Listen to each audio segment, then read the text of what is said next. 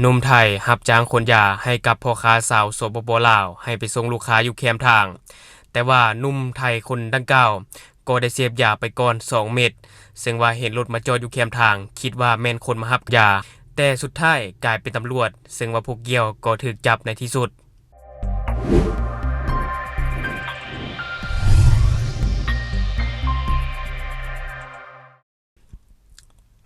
สบายดีท่านผู้ชมยินดีต้อนรับเข้าสู่รายการโชคเดอะนิวและหัวข้อที่ข้าพเจ้าอยากจะนำเสนอในมื้อนี้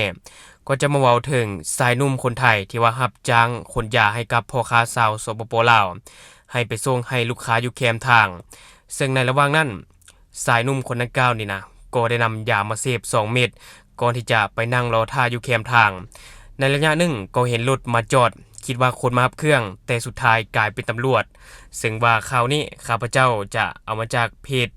27 HD New เนาะที่ว่าเขาจะได้ลงเอาไว้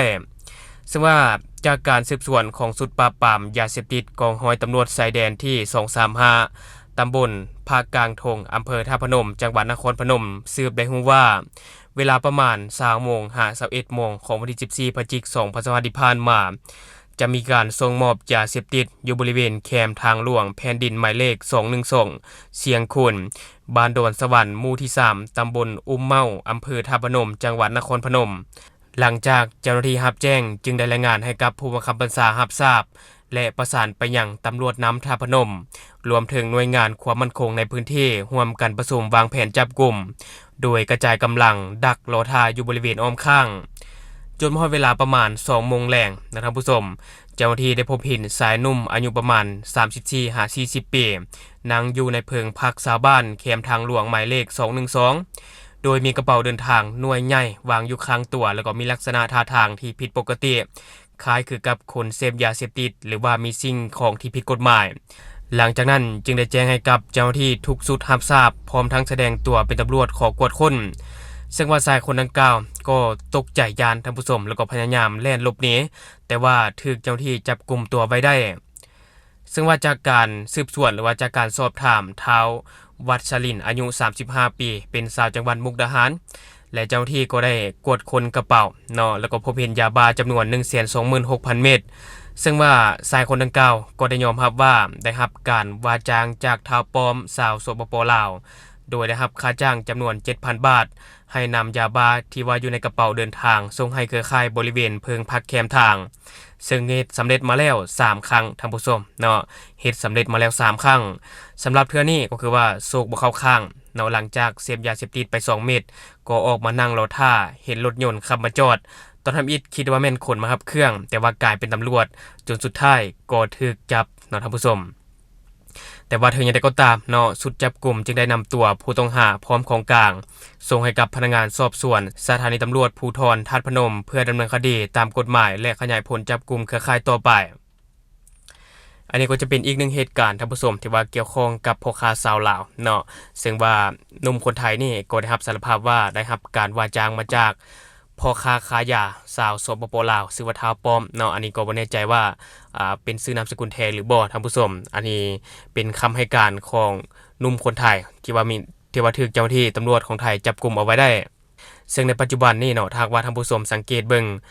นักขายยาสาวสปปลาวนี่นะเนาะมักจะจ้างคนไทยหรือว่าคนต่างชาติเป็นคนที่กระจายยาเสพติดภายในพื้นที่ประเทศไทยว่าจะเป็นการขนส่งไปในพื้นที่ต่างๆเนาะส่วนใหญ่คนลาวจะเป็นคนจ้างให้ไปส่งแต่ว่าสุดท้ายก็ถูกเจ้าหน้าที่ตำรวจไทยสกัดเอาไว้ได้ท่านผู้ชมแต่ก็บ่ฮู้ว่าเป็นหยังเนาะคนไทยคือว่ากล้ารับค่าจ้างเพียงแต่ 7,000 บาทในการลักลอบขนส่งยาเสพติดอย่างเช่นในกรณีนี้ที่ว่าผู้เกี่ยวได้เฮ็ดมาแล้ว3 ครั้งซึ่งว่าครั้งที่4ก็บ่สำเร็จท่านผู้ชม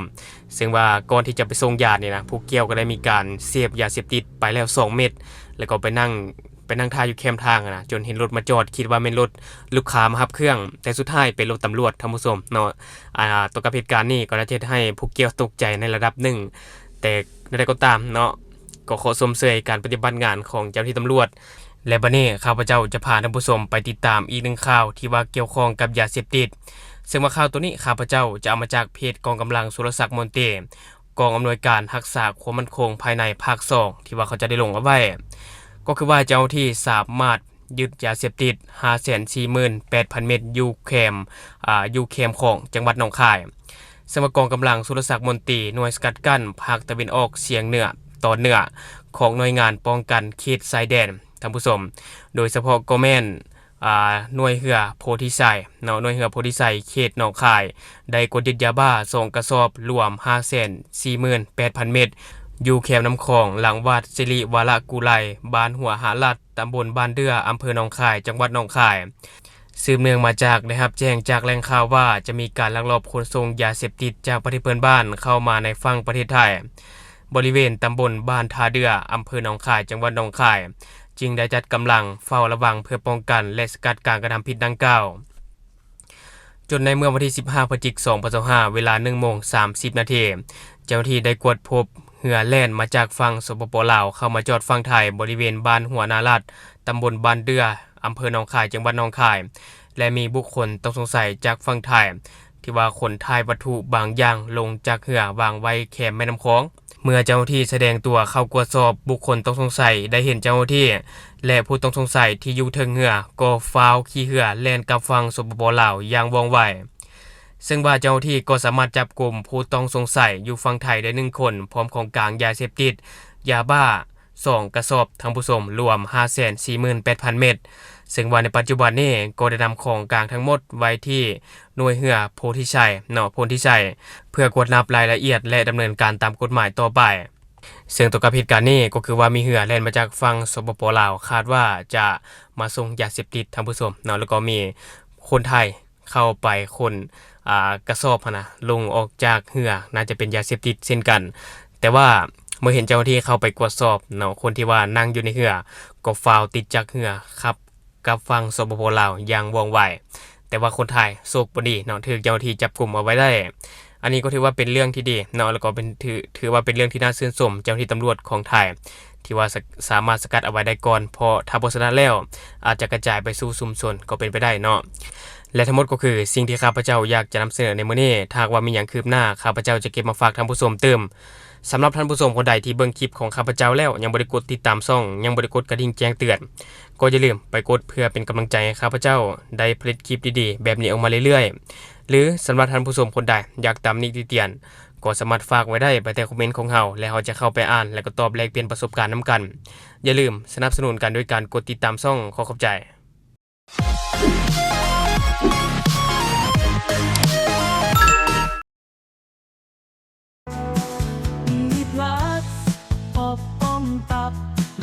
แกเมาค้างในตัวเดียวกันรสชาติติดกลิ่นหอมทิ้ง